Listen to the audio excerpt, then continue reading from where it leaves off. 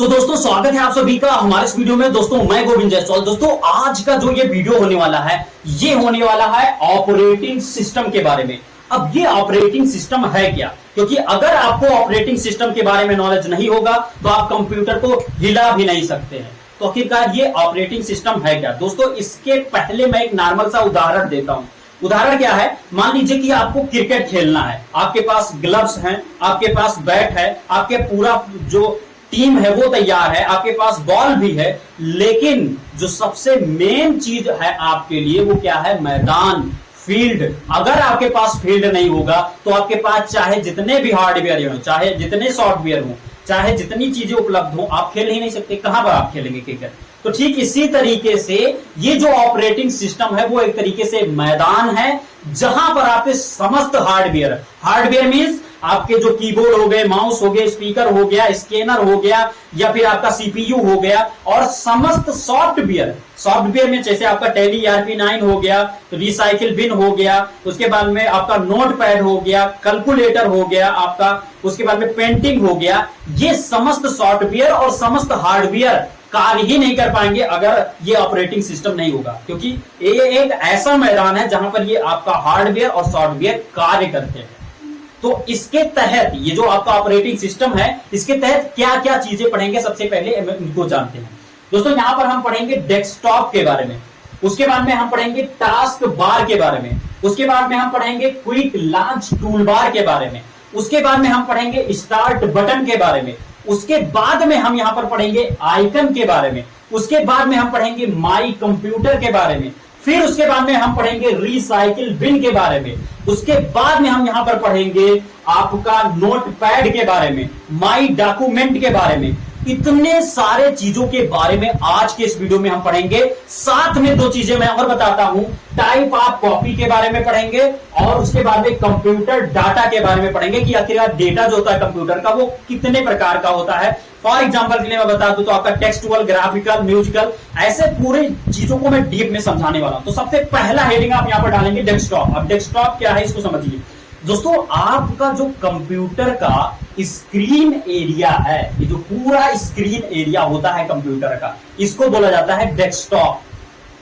अब डेस्कटॉप की सबसे पहले यहां पर परिभाषा लिख लीजिए, फिर डेस्कटॉप की सारी चीजों को मैं कंप्यूटर पर चलकर उनमें सारी चीजों को हम बताऊंगा। तो पहले यहां पर इसकी परिभाषा आप लिखिए। आप लिखेंगे कि कंप्यूटर के स्क्रीन एरिया को डेस्कटॉप कहा जाता है। जब हम कोई फाइल या फोल्डर को सेव करते समय डेस्कटॉप साइट को सिलेक्ट करते हैं तो वह फाइल और फोल्डर डेस्कटॉप पर आइकन के रूप में सेव हो जाता है, और डेस्कटॉप पर सेव की गई समस्त फाइल और फोल्डर आपके हार्ड डिस्क के C ड्राइव में जाती है। तो ये हो गया इसका परिभाषा। अब इसके बारे में हम थोड़ा चलते हैं कंप्यूटर पर और वहां पर बताते हैं कि क्या होता है, इसमें क्या होता है आपका C ड्राइव, क्या कैसे आपको सेव करना है और कैसे आपका वो जो आइकन के रूप में डाटा आता है वो आता है। तो चलो चलते हैं कंप्यूटर पर। तो गाइज यहां पर आप देखेंगे ये जो आपका पूरा स्क्रीन एरिया है, यहां पर आप ध्यान से देखिए, ये जो पूरा स्क्रीन एरिया है इसको बोला जाता है डेस्कटॉप। और इस पूरे स्क्रीन एरिया में हमने आपको बताया था यदि हम किसी फाइल या फोल्डर को सेव करते समय, जैसे यहां पर ये एक है, हमने पेंटिंग खोल लिया और पेंटिंग खोलने के बाद में ये हमने चित्र बना दिया, इसमें हमने यहां से कुछ इस तरीके से कलर भर दिया, ये कुछ यहां पर। अब इस चित्र को हमने यहां पर बना लिया, बनाने के बाद अगर मैं इसको सेव करता हूं और सेव करने के बाद में यहां पर देखो अभी ये ऑप्शन मांग रहा है, ऑप्शन में आने के बाद में अगर मैं डेस्कटॉप, यहां पर आप देखिए डेस्कटॉप दिख रहा है, अगर इस डेस्कटॉप को सिलेक्ट कर लेता हूं और उसके बाद में यहां पर सेव कर देता हूं और फिर उसके बाद में यस कर देता हूं तो आप पाएंगे कि यहां पर आपका देखो ये यहां पर बनकर आ गया, अर्थात इस पूरे डेस्कटॉप पर एक आइकन बनकर आ गया। यहां पर क्लिक करता हूं, ये देखो एक बार ये यहां पर ओपन हो गया आपका ये, यानी कि जो भी हम सेव करेंगे और डेस्कटॉप सेव कर लेंगे, डेस्कटॉप सिलेक्ट कर लेंगे तो हमारे इस डेस्कटॉप पर आइकन बनकर आ जाएगा। जैसे यहां पर जो हमने बनाया था यहां पर देखो बनकर आ गया। अब यहां पर ये कुछ इस तरीके से इस पर इसको आप डायरेक्ट ओपन कर पाएंगे। तो ये डेस्कटॉप का यूज होता है। अब एक चीज हमने और बताया था कि ये जो अभी डेस्कटॉप पर ये सेव हुआ ये आपके C ड्राइव में, यानी आपके हार्ड डिस्क के C ड्राइव में जाएगा। अर्थात कहने का मतलब क्या है कि जैसे आप कंप्यूटर में जाते हैं, कंप्यूटर में इंटर करते हुए जब आप यहां पर ध्यान से देखते हैं तो यहां पर आपको 3 ड्राइव मिलता है। यहाँ पर local disk C, local disk D और यहाँ पर लोकल डिस्क ई। कहने का मतलब क्या है, अगर आप सी वाले में कोई डाटा यहाँ पर सेव करते हैं तो क्या होगा, वो जो डाटा आपका होगा वो जैसे मान लीजिए कि आपका जो सिस्टम है उसका विंडो खराब हो गया, विंडो क्रैश हो गया, तो उसको जब आप फॉर्मेट कराएंगे तो ये जो लोकल डिस्क सी है ये आपका क्या हो जाएगा, डिलीट हो जाएगा। इसमें जितने भी डाटा होंगे वो फॉर्मेट हो जाएंगे, इरेज हो जाएंगे। इसी कारण से कोई भी इंपॉर्टेंट डाटा सी ड्राइव में नहीं सेव किया जाता है। तो ये आपका हो गया डेस्कटॉप। अर्थात डेस्कटॉप के बारे में आपने क्या समझा कि ये जो पूरा हमारा स्क्रीन एरिया है ये हमारा डेस्कटॉप कहलाता है। कोई भी फाइल या फोल्डर सेव करते समय डेस्कटॉप यदि हम सेलेक्ट करते हैं तो डेस्कटॉप पर आइकन बनकर, जैसे कि यहां पर बनकर ये कुछ इस तरीके से आ गया है, हमारा सेव हो जाता है। लेकिन यहां पर यदि हम कोई चीज सेव करते हैं तो वो हमारे सी ड्राइव में जाता है, और सी ड्राइव में जब हम कोई फॉर्मेट करते हैं या कोई नया विंडो डलवाते हैं तो सी ड्राइव में जितने भी डॉक्यूमेंट डाटा होते हैं वो इरेज हो जाते हैं। अब यहां पर हम अगला हेडिंग डालेंगे, टास्क बार। टास्क बार क्या होता है दोस्तों, ये जो आपका पूरा कंप्यूटर का स्क्रीन एरिया है जिसको आपने डेस्कटॉप के नाम से पढ़ लिया, इस डेस्कटॉप के नीचे बॉटम पर आपने देखा होगा एक मोटी सी लाइन बनी हुई होती है, और इस मोटी सी लाइन को ही टास्क बार कहा जाता है। अब टास्क बार के बारे में सबसे पहले आप लिखिए, आप लिखेंगे कि डेस्कटॉप के बॉटम पर एक मोटी लाइन बनी हुई होती है जिसमें जब हम कोई एप्लीकेशन या विंडो ओपन करते हैं वो शो होता है, टास्क बार कहलाता है। तो ये जो टास्क बार होता है इसके बारे में हम चलो चलते हैं अपने कंप्यूटर स्क्रीन पर और वहां पर बताते हैं कि कैसे यहां पर विंडो ओपन होता है और कैसे इसका यूज किया जाता है। गाइज हमारा अगला पॉइंट है टास्क बार। टास्क बार क्या होता है समझिए, जैसे ये पूरा डेस्कटॉप हमारा हो गया, पूरा स्क्रीन एरिया। अब नीचे देखो ये बॉटम पर बना हुआ ये जो भाग दिख रहा है, ये वाला मोटा सा लाइन यहां तक पूरा, ये आपका होता है टास्क बार। टास्क बार का क्या यूज होता है कि जब भी हम कोई फाइल या फोल्डर या एप्लीकेशन ओपन करते हैं, जैसे ये मान लीजिए कि टाइपिंग मास्टर है, टाइपिंग मास्टर पर हमने 2 बार क्लिक किया, ये देखो हमारा टाइपिंग मास्टर ओपन हो रहा है। अब यहां पर देखो टास्क बार में नीचे देखो, यहां पर टास्क बार में यहां पर इसका आइकन बन गया। ऐसे ही अगर मैं इसको मिनिमाइज कर दूं यहां से और उसके बाद में पेंटिंग खोल लूं, यहां से हमने पेंटिंग ओपन कर लिया, पेंटिंग का यहां पर देखो ये ओपन हो गया। यानी कि जो भी हम यहां पर एप्लीकेशन ओपन करेंगे वो हमारा उसका जो विंडो है वो यहां पर दिखाई देगा, उसका आइकन हमारे टास्क बार में शो होगा कि इतना हमारा विंडो यहां पर ओपन हो रखा है, इतना एप्लीकेशन ओपन हो रखा है। तो इस तरीके से ये जो आपका नीचे वाला भाग होता है कंप्यूटर का, ये बॉटम वाला भाग जो होता है कंप्यूटर का, ये आपका कहलाता है टास्क बार। तो गाइज अब हम अपना अगला हेडिंग डालते हैं। हमारा अगला हेडिंग होगा स्टार्ट बटन। अब स्टार्ट बटन कहां पर होता है, ये जो आपका डेस्कटॉप है, डेस्कटॉप के नीचे बॉटम पर आपका क्या हो गया, टास्क बार। टास्क बार के एकदम किनारे साइड में यहां पर आप देखेंगे तो ये जो बटन है इसको कहा जाता है स्टार्ट बटन। अब इसकी परिभाषा क्या होगा, इसका यूज क्या होगा, सबसे पहले इसको यहां पर हम लिख लेते हैं, फिर इसको हम कंप्यूटर पर चलकर समझेंगे।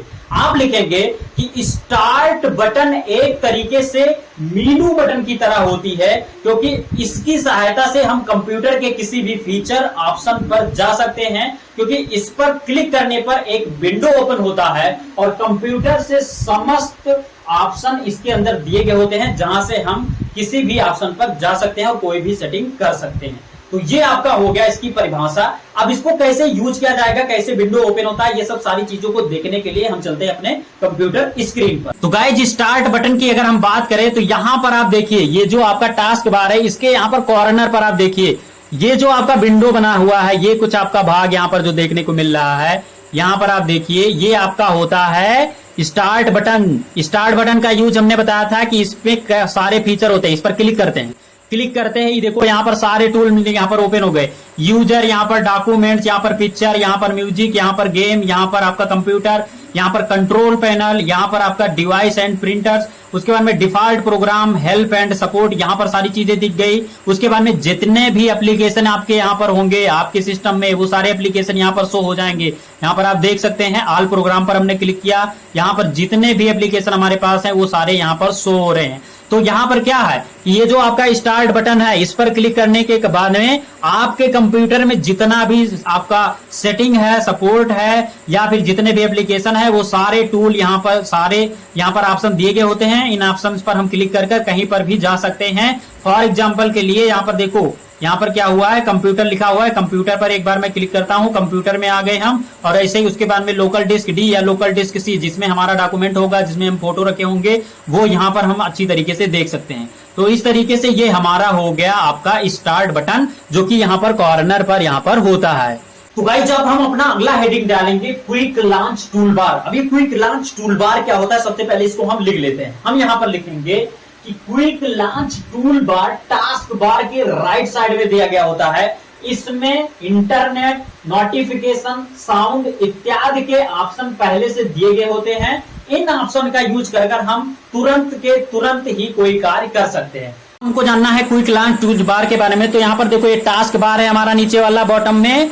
उसके बाद में इसी के राइट साइड में आएंगे तो यहाँ पर आपको कई सारे ऑप्शन दिख रहे हैं कुछ इस तरीके से। सबसे पहले मैं कोई एप्लीकेशन ओपन कर रहा हूँ जिससे कि वहां पर वो अच्छी तरीके से दिखने लगे। यहाँ पर देखिए इस साइड में देखिए यहाँ पर आपका टाइम दिखा रहा है, डेट दिखा रहा है। उसके बाद में यहाँ पर आप ध्यान से देखेंगे तो कुछ इस तरीके से साउंड का ऑप्शन दिखा रहा है, जहां से हम साउंड को कम ज्यादा कर सकते हैं।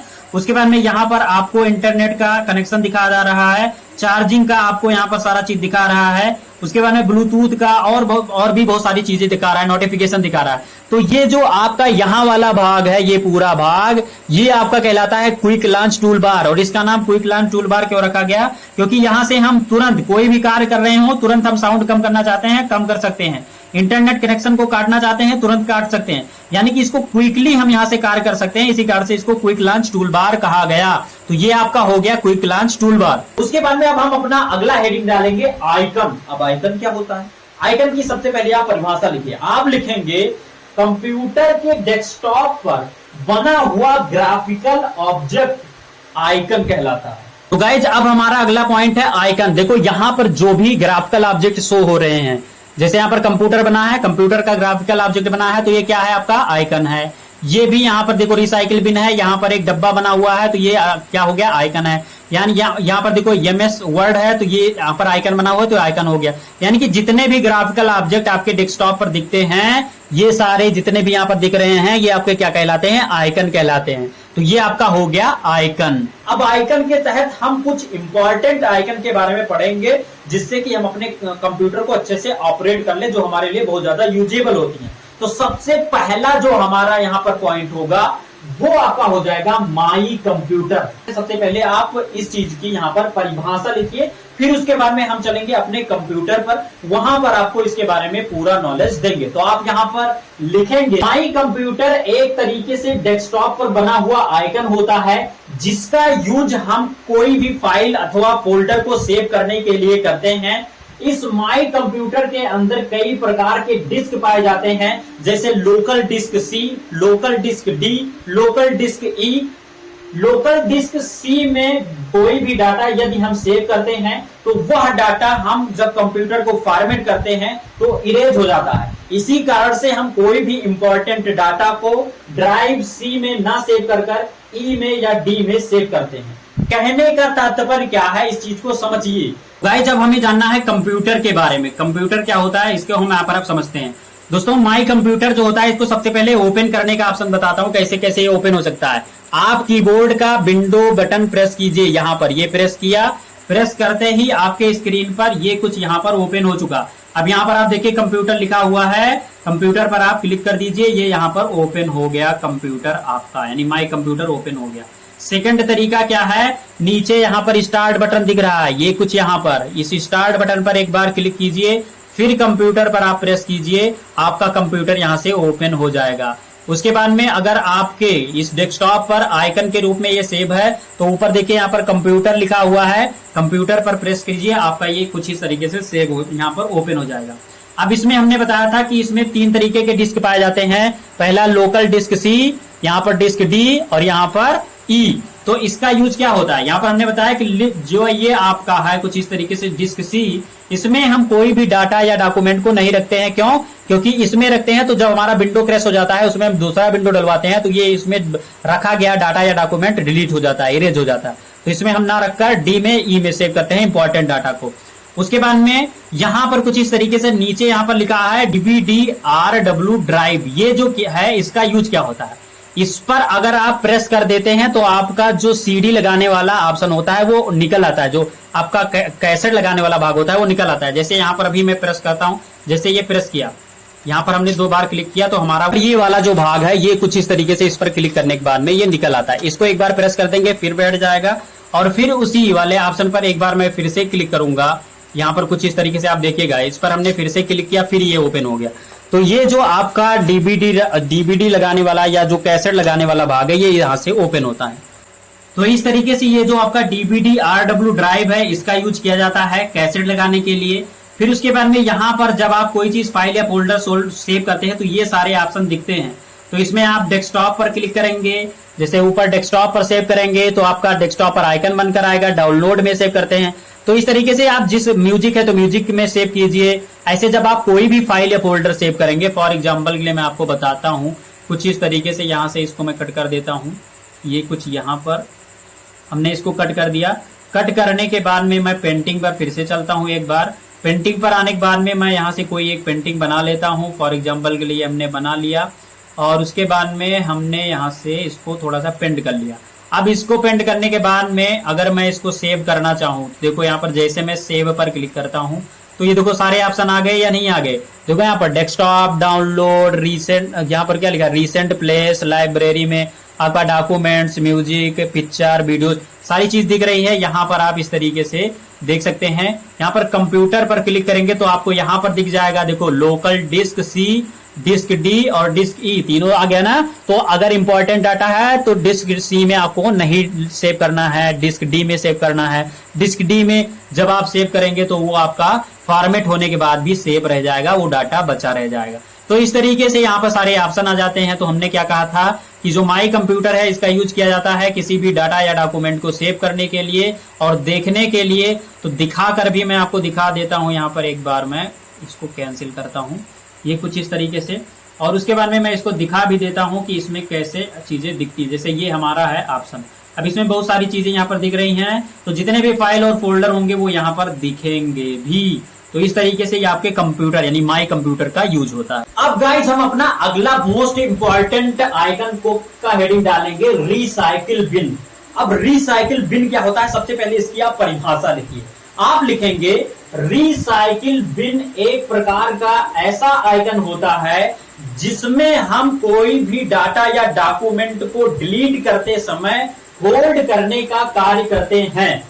जब हम कोई डाटा या डॉक्यूमेंट को डिलीट कर रिसाइकिल बिन में होल्ड कर देते हैं तो ऐसे कंडीशन में बाद में हम रिसाइकिल बिन में जाकर उस डाटा या डॉक्यूमेंट को फिर से रीस्टोर कर सकते हैं। लेकिन एक बार रिसाइकिल बिन में डाटा या डॉक्यूमेंट को डिलीट कर दिया गया तब हम उस फाइल या फोल्डर को दोबारा रीस्टोर नहीं कर सकते हैं। कहने का मतलब क्या है, इस चीज को समझिए। रिसाइकिल बिन का जो आपका आइकन होता है कुछ इस तरीके से होता है, यहां पर आप देख लीजिए। इसमें क्या होता है, जैसे हम कंप्यूटर में कोई भी फाइल, कोई भी फोटो, कोई भी वीडियो डिलीट करते हैं तो डिलीट करते समय हम डिलीट करेंगे तो रिसाइकिल बिन में बचा हुआ होता है, मतलब सेव रहता है। आपके कंप्यूटर से डिलीट हो जाएगा लेकिन रिसाइकिल बिन में बचा रहेगा, जिसको अगर आवश्यकता पड़े तो बाद में आप रिसाइकिल बिन में जाएंगे तो वहां से उसको रीस्टोर कर लेंगे, अर्थात फिर से कंप्यूटर में ला सकते हैं। लेकिन अगर आप रिसाइकिल बिन में गए और उस डाटा को डिलीट कर दिया आपने तो वो दोबारा आपको नहीं मिल सकता, वो दोबारा आपका फोटो रीस्टोर नहीं हो सकता। तो चलो हम इसको आपको कंप्यूटर के स्क्रीन पर चलकर दिखा देते हैं कि कैसे इसका कार्य होता है, फिर अगले हम टॉपिक पर चलेंगे। अब यहाँ पर हमारा अगला आ जाता है कुछ इस तरीके से रिसाइकिल बिन। रिसाइकिल बिन के बारे में जानने के लिए यहाँ पर आप देखिए ये डब्बा नुमा संरचना बना हुआ है। इसको हमने बताया था कि जब हम कोई चीज डिलीट करते हैं, फॉर एग्जांपल के लिए जैसे मैं कंप्यूटर को ओपन कर लेता हूँ, यहाँ पर मैं आ जाता हूँ, अपना एक कोई पुराना सा ये हमारा फोटो है, ये फोटो ले लेता हूँ। इस फोटो को मुझे डिलीट करना है, यहाँ पर हमने राइट क्लिक किया, राइट क्लिक करने के बाद देखो डिलीट का ऑप्शन मिल रहा है, डिलीट पर हमने क्लिक कर दिया। अब डिलीट करने के बाद में यहाँ पर क्या लिखा है, you are sure you want to move this file to the recycle bin। यानी कहने का मतलब है कि क्या आप इसको रिसाइकिल बिन में होल्ड करना चाहते हैं, रोकना चाहते हैं डिलीट करने के बाद, तो यस पर आप क्लिक कर देंगे तो ये रिसाइकिल बिन में सेव रहेगा, यहां से डिलीट हो जाएगा। और नो पर अगर आप क्लिक कर दिए तो ये डायरेक्टली डिलीट हो जाएगा। तो यस पर हम क्लिक करते हैं, ये डिलीट हो चुका। अब मैं इसको कट कर देता हूं, ये कुछ यहां से कट कर दिया। अब देखो जो हमने डिलीट किया था उसको रिसाइकिल बिन में आएंगे तो क्लिक करेंगे तो हमें मिल जाएगा। देखो यहाँ पर ये हमारा फोटो अभी यहाँ पर बचा हुआ है, ये है ना। अब यहां से देखो नीचे आएंगे, अगर हम यहां पर आप देखेंगे तो रीस्टोर दिख रहा है, रीस्टोर कर लेंगे। अब रीस्टोर जब हम कर देंगे तो ये यहां से रीस्टोर हो चुका है, यानी कि ये हमारे कंप्यूटर में फिर से चला जा चुका है। जैसे मैं अभी दिखाता हूं कंप्यूटर में जाकर, यहां पर हमने इसको क्लिक किया, देखो यहां पर ये फिर आ गया फोटो या नहीं आ गया, देखो यहां पर कुछ इस तरीके से। तो रिसाइकिल बिन का यूज क्या है कि जब हम कोई चीज डिलीट करते हैं तो उसको इसमें होल्ड कर लेते हैं। अब यहीं पर जैसे हमने क्या कहा था, जैसे फॉर एग्जांपल के लिए हम यहां पर इस फोटो को फिर से डिलीट करते हैं। जैसे ये फोटो हो गया, इसको हमने राइट क्लिक किया, डिलीट किया और इसको हम रिसाइकिल बिन में यहां पर सेव कर लिए। अब रिसाइकिल बिन में ये डिलीट हुआ लेकिन रिसाइकिल बिन में होल्ड है अभी। अगर हम रिसाइकिल बिन में भी जाएं और राइट क्लिक कर दें, राइट क्लिक करने के बाद यहां से अगर डिलीट पर क्लिक कर दें तो ये यहां से भी डिलीट हो जाएगा। अब यहां पर क्या लिखा है, you are sure you want to permanently delete this file, मतलब कि क्या आप जानते हैं कि ये जो आपका फोटो है वो परमानेंटली अब डिलीट हो जाएगा। तो हाँ यहाँ पर लिख दो यस, यस पर क्लिक किया, ये परमानेंटली डिलीट, ना यहाँ पर बचा ना आपके कंप्यूटर में बचा। तो यही हमने कहा था कि जब भी कोई डाटा या डॉक्यूमेंट को डिलीट करते हैं तो रिसाइकिल बिन में इसको होल्ड कर सकते हैं। होल्ड करने के बाद यदि यहाँ पर आकर रिसाइकिल बिन में आकर आपने डिलीट कर दिया तो अब उसको आप वापिस नहीं कर सकते, वो फोटो हमारा जो डिलीट हो गया वो वापिस नहीं आएगा। तो आप सबके चक्कर में हमारा एक फोटो भी गया। चलो छोड़ते हैं, अब हम चलते हैं अपने अगले टॉपिक पर। अब हम यहाँ पर अपना अगला हेडिंग डालेंगे नोटपैड। अब नोटपैड क्या होता है, सबसे पहले इसके बारे में यहाँ पर हम लिखते हैं। दोस्तों यह एक प्रकार का सिस्टम सॉफ्टवेयर होता है जिसमें हम कोई भी नोट या कोई भी टेक्स्ट टाइपिंग करने के लिए इसका यूज करते हैं। इसमें कई प्रकार के एडिटिंग तथा फॉर्मेटिंग के ऑप्शन दिए गए होते हैं जिसकी सहायता से हम अपने टेक्स्ट का एडिटिंग अथवा फॉर्मेटिंग कर सकते हैं। कहने का मतलब क्या है, ये जो नोटपैड होता है इसका यूज हम करते हैं कोई नोट्स लिखने के लिए, बहुत सारे डाटा को लिखकर सेव करने के लिए ये नोटपैड यूज किया जाता है। अब कैसे यूज किया जाता है, कहां पर नोटपैड होता है, कैसे इसको ओपन किया जाता है, इन सब सारी बातों को चलो हम कंप्यूटर पर चलते हैं और आपको बताते हैं। तो गाइस जब हमारा जो अगला पॉइंट है वो है नोटपैड। नोटपैड को कैसे ओपन किया जाता है, बड़ा ही आसान तरीका मैं आपको बताता हूं। ये कुछ इस तरीके से आपका कीबोर्ड है, विंडो प्रेस कीजिए और आर प्रेस कर दीजिए। देखो जैसे विंडो आर प्रेस करेंगे आपके सामने कुछ इस तरीके से लिख कर आ जाएगा। यहां पर आपको लिखना है नोटपैड, क्या लिखना है, नोट NOTEPAD, नोटपैड लिखने के बाद इंटर कर देना है। इंटर करने के बाद देखो यहाँ पर आपका नोटपैड ओपन होकर आ गया है। एग्जाम्पल के लिए मैं अपने चैनल का नाम लिख देता हूँ। यहाँ पर हमने लिखा कुछ इस तरीके से GD स्टडी, उसके बाद में फ्रेंड, ये हमने अपने चैनल का नाम लिख दिया। ऐसे आप यहाँ पर कोई भी नोट्स लिख सकते हैं, कोई भी नोट्स अगर आपको लिखना है इसमें तो नोट्स पूरा लिख सकते हैं, कोई भी डाटा आप यहाँ पर लिखकर सेव कर सकते हैं। ये हमने लिख दिया। अब इसके फीचर के बारे में जानते हैं। हमने कहा था कि इसमें आप नोट्स बना सकते हैं, लिख सकते हैं और उसका एडिटिंग फॉर्मेटिंग कर सकते हैं। देखो यहाँ पर सबसे पहला ऑप्शन दिया गया है फाइल का, इस पर क्लिक करते हैं। अब यहाँ पर देखो न्यू, यानी कि न्यू पेज ओपन करने के लिए, ओपन कोई पेज सेव है उसको ओपन करने के लिए, फिर यहाँ पर सेव, सेव के लिए यहाँ पर कंट्रोल यस लिखा हुआ है। देखो कंट्रोल यस का यूज कैसे किया जाएगा, सबसे पहले आप इसको हटाइए, हट गया।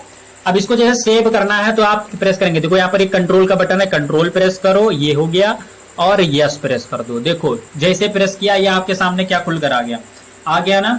अब यहाँ पर देखो कुछ इस तरीके से कोई लोकेशन चुन लो, जैसे मान लीजिए कि हमें डेस्कटॉप पर सेव करना है, डेस्कटॉप को चुन लेंगे और सेव पर क्लिक कर देंगे, ये सेव हो जाएगा।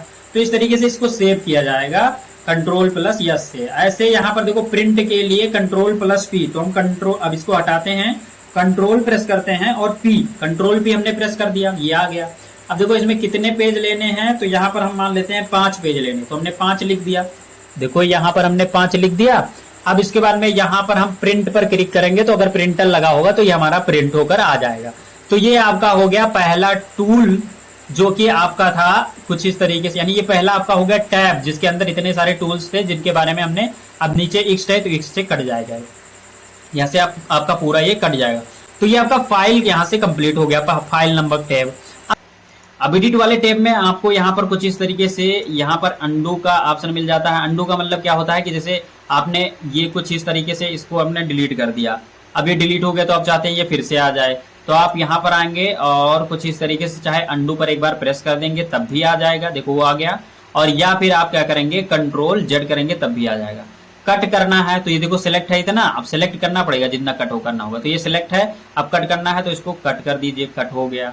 फिर से आप चाहते हैं तो ये अंडू वाले पर प्रेस कीजिए, फिर आ गया वो।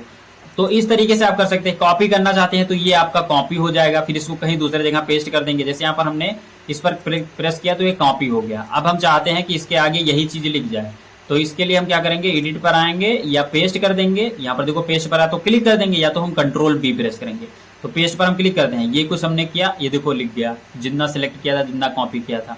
ऐसे ही फिर हम आगे आ जाएंगे, यहाँ पर है डिलीट, तो हम क्या करते हैं कि ये वाला जो है इसको हम डिलीट कर दें। तो डिलीट करने के लिए इसको सिलेक्ट किया और डिलीट वाले पर प्रेस कर दिया, देखो डिलीट हो गया।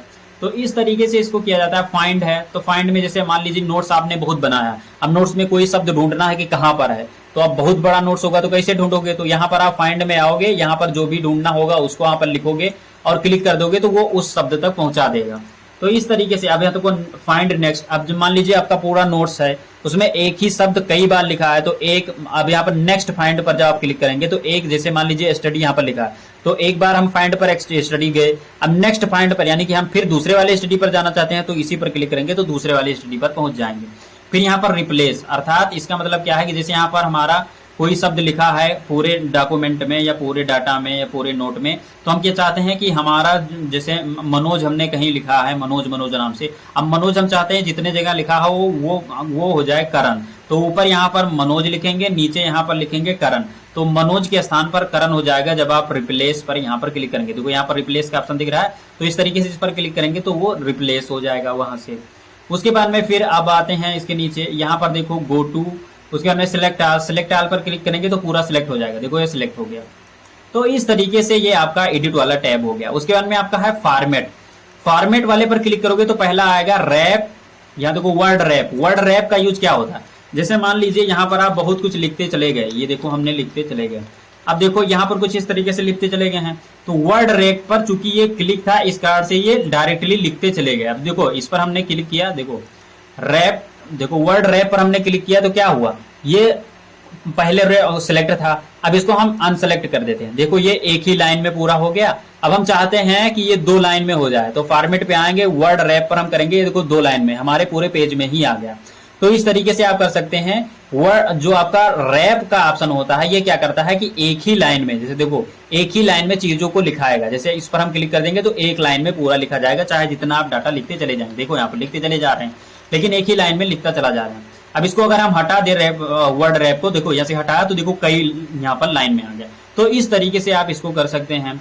उसके बाद में आप देखते हैं यहाँ पर कुछ इस तरीके से फॉर्मेट पर आते हैं। सेकंड नंबर पर फंट, देखो फंट दिख रहा है ना, इस पर क्लिक कीजिए। इस पर क्लिक करने के बाद में यहाँ से आप इसके डिजाइन को बदल सकते हैं, स्टाइल को बदल सकते हैं कुछ इस तरीके से। फिर यहाँ से साइज को बदल सकते हैं कि कितने साइज, जैसे हमने 72 साइज कर दिया, अब 72 साइज करने के बाद ओके करेंगे, इसका साइज देखो बढ़ गया। फिर हम चाहते हैं कि इसका साइज थोड़ा छोटा किया जाए, ये ज्यादा बड़ा हो गया, तो हम 36 कर दिए, 36 करने के बाद ओके कर दिए तो ये छोटा साइज हो गया। ऐसे ही आपका ये जो फंट है, फंट की सहायता से आप इसके केस को बदल सकते हैं, इस फंट को बदल सकते हैं, ये आप इस तरीके से तरीके को बदल सकते हैं। तो ये आपका हो गया फॉर्मेट वाला टैब। उसके बाद में व्यू वाले पर आएंगे, तो व्यू वाले में है आप जो आपका है ये यहाँ पर कुछ दिख रहा है, यहाँ पर आप देखिए व्यू वाला जो टैब है ये पूरा आपको दिखा रहा है। अब आपका जाता है हेल्प, तो हेल्प आपके इस पूरे सिस्टम में कोई दिक्कत है, कोई एरर आ रहा है तो यहाँ से आप देख सकते हैं, और इस नोटपैड के सॉफ्टवेयर के कंपनी के पास आप इसको कुछ भेज सकते हैं कि किसको कैसे होगा, यहाँ से आप देख पाएंगे। उसके बाद में हेल्प में सेकंड नंबर पर है अबाउट नोटपैड, तो इस पर आप क्लिक करेंगे तो इस नोटपैड का वर्जन क्या है, कितने MB का है, ये सब सारी चीजें बताएगा। तो ये आपका हो गया नोटपैड, जिसमें हमने सारे टैब और टूल के बारे में बता दिया, file, edit, format, view, help. तो ये आपका हो गया पूरा नोटपैड। तो गाइज अब हम अपना अगला हेडिंग डालते हैं टाइप ऑफ कॉपी। अब दोस्तों ये जो कॉपी है कंप्यूटर में वो मुख्य रूप से 3 तरीके का होता है। पहला आपका होता है सॉफ्ट कॉपी, दूसरा आपका होता है हार्ड कॉपी, तीसरा आपका होता है स्कैन कॉपी। पहला हेडिंग डाल देते हैं सॉफ्ट कॉपी, और सॉफ्ट कॉपी के बारे में सबसे पहले लिखते हैं, फिर आपको मैं समझाता हूं। दोस्तों कंप्यूटर में बनाया गया कोई भी डाटा या डॉक्यूमेंट जब तक उपलब्ध होता है कंप्यूटर में वह होता है सॉफ्ट कॉपी, क्योंकि इसके अंदर हम कोई भी एडिटिंग या फॉर्मेटिंग कर सकते हैं। कहने का मतलब क्या है कि ये जो आप कंप्यूटर है, कंप्यूटर पर कोई भी आप डाटा या डॉक्यूमेंट बनाते हैं, मान लीजिए एमएस वर्ड में आपने एक लेटर लिखा, तो वो लेटर जो है जब तक आपके कंप्यूटर में है, जब तक आपके डेस्कटॉप पर है, तो वो क्या है, सॉफ्ट कॉपी। क्यों? क्योंकि उसमें हम कोई भी एडिटिंग कर सकते हैं, कोई भी अक्षर काट कर हम दोबारा उसमें कुछ भी लिख सकते हैं, यानी कि उसमें एडिटिंग और फॉर्मेटिंग कर सकते हैं। इस कारण से उसको सॉफ्ट कॉपी कहा जाता है। अब हम अपना अगला हेडिंग डालते हैं हार्ड कॉपी।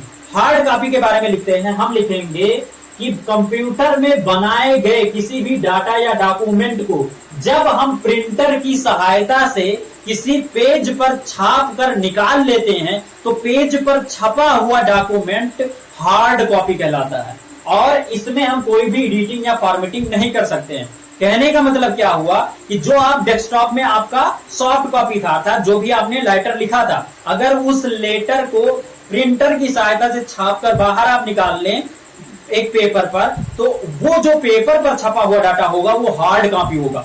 हार्ड कॉपी क्यों होगा? क्योंकि अब उस पेपर में आप कोई एडिटिंग नहीं कर सकते हैं, या तो उसको आप काट सकते हैं या तो उसको फाड़ सकते हैं, उसमें एडिटिंग नहीं कर सकते हैं कि ए लिखा है तो उसको आप बी बना लें, तो वो आपका हो जाता है हार्ड कॉपी। अब हम चलते हैं अपने अगले पॉइंट पर। अगला पॉइंट हमारा है स्कैन कॉपी। स्कैन कॉपी क्या होता है इसको समझिए। यहां पर आप लिखेंगे कि कोई भी कागज या फिर कहीं पर भी स्कैन कर कर लाया गया कंप्यूटर में जो डाटा होता है या डॉक्यूमेंट होता है, वो हमारा स्कैन कॉपी कहलाता है। कहने का मतलब क्या है कि जैसे मान लीजिए कि कोई भी आपका डाटा है, उसको आपने स्कैन कर कर जो आप अपने मोबाइल में लाते हैं या जो आपके कंप्यूटर में लाते हैं, वो आपका स्कैन कॉपी कहलाता है, स्कैन किया हुआ कॉपी कहलाता है।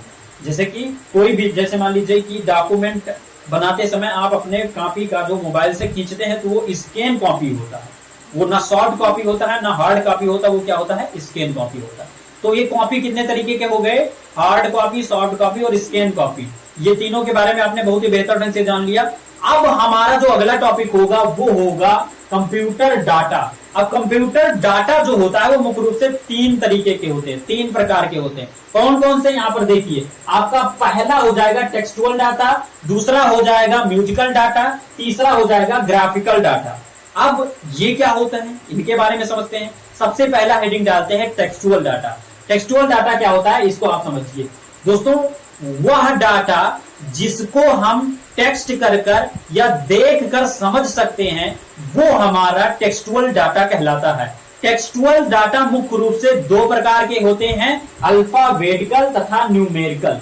कहने का मतलब क्या है कि आप कीबोर्ड की सहायता से कंप्यूटर में टेक्स्ट के माध्यम से जो डाटा लिखते हैं वो क्या कहलाता है, टेक्सटुअल डाटा। जैसे यू बी जे इस तरीके से जो आपने लिखा, ये आपका टेक्सटुअल डाटा हो गया। ऐसे ही 1 2 3 4 ये आपका क्या हो गया, टेक्स्ट वाला डाटा हो गया। इसी कारण से इसको टेक्सटुअल डाटा कहा गया। ये 2 तरीके का होता है, एक तो आपका होता है अल्फाबेटिकल, दूसरा होता है न्यूमेरिकल। तो अल्फाबेटिकल में A to Z हो गया आपका, और न्यूमेरिकल में जो आपके 1 2 हो गए, 3 हो गए, ये सब सारे न्यूमेरिकल डाटा हो जाते हैं। तो इस तरीके से यह आपका हो गया टेक्सटुअल डाटा। अब आपने टेक्सटुअल डाटा को समझ लिया, अब हम अगला हेडिंग डालेंगे यहां पर ग्राफिकल डाटा। ग्राफिकल डाटा के बारे में जानते हैं। हम यहां पर लिखेंगे कि कंप्यूटर में ग्राफिकल रूप में जो डाटा होती है उसे ग्राफिकल डाटा कहते हैं।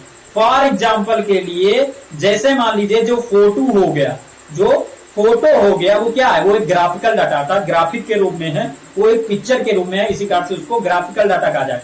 या इमोजी हो गया, जैसे हंसने की इमोजी, यहां पर आप देखिए रोने की इमोजी, या फिर यहां पर गुस्सा होने की इमोजी। तो ये जो इमोजी है, या फिर आपका हैज हो गया, स्टार हो गया, या फिर यहां पर कोई आपका फोटो हो गया, ये सब सारी क्या है, ग्राफिकल डाटा, क्योंकि ये फोटो के रूप में होती है, ग्राफिक के रूप में होती है। जैसे उसमें हंसने की इमोजी हुई, ये सब सारी चीजें हो गई। तो ग्राफिकल डाटा को आपने बहुत बेहतर ढंग से समझ लिया। अब हम अपना अगला हेडिंग डालते हैं म्यूजिकल डाटा। म्यूजिकल डाटा में की परिभाषा आप लिखेंगे कि वह डाटा जिसको हम देखकर तथा पढ़कर नहीं समझ सकते हैं, केवल सुनकर समझ सकते हैं, म्यूजिकल डाटा कहलाता है। कहने का मतलब क्या है कि कोई ऐसा डाटा जो म्यूजिक के रूप में हो। जैसे कोई आपके पास फोन किया, फोन करने के बाद में वो आपसे हेलो बोला, तो बोला किस रूप में, किस डाटा के रूप में, म्यूजिकल डाटा के रूप में आपको सुनाई पड़ी। अब अगर आपका कान बहरा हो और वो हेलो बोल रहा है तो आप उसको पढ़कर या महसूस कर कर या देख कर आप जान पाएंगे कि वो हेलो बोल रहा है कोई नहीं।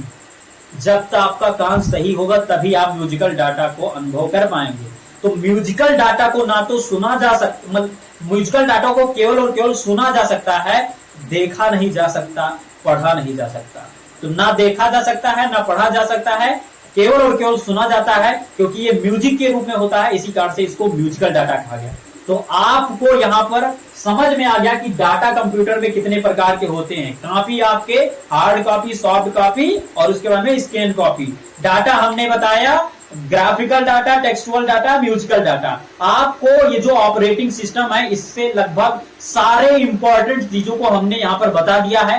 ऑपरेटिंग सिस्टम में और भी बहुत सारी चीजें हैं, लेकिन उन सब सारी चीजों को जानना मतलब बहुत ज्यादा कंपलसरी नहीं है। जब आपको बहुत हाई लेवल में कार्य करना होगा तब उनका यूज आपको करना होगा। तो यहां पर अब इसमें एक चीज मैं और पढ़ाऊंगा, वो है पेंटिंग। तो पेंटिंग का जो वीडियो होगा इसके जस्ट बाद वाला वीडियो होगा, क्योंकि उसमें हम सारे टैब टूल के बारे में बताने वाला हूं कि कैसे उसमें आपका जो कोई भी इमेज बनाया जाएगा, कोई भी पेंटिंग कैसे बनाया जाएगा, उसमें कैसे कलर किया जाएगा, उसको कैसे इरेज किया जाएगा या इरेजर की साइज को कैसे बढ़ाया जाएगा, सारी चीजों को हम वहां पर अगले वाले वीडियो में बहुत अच्छी तरीके से बताने वाले हैं। तो इस वीडियो में अगर वीडियो अच्छी लगी तो वीडियो को लाइक कीजिए। मिलते हैं अगली वीडियो में, तब तक के लिए जय हिंद।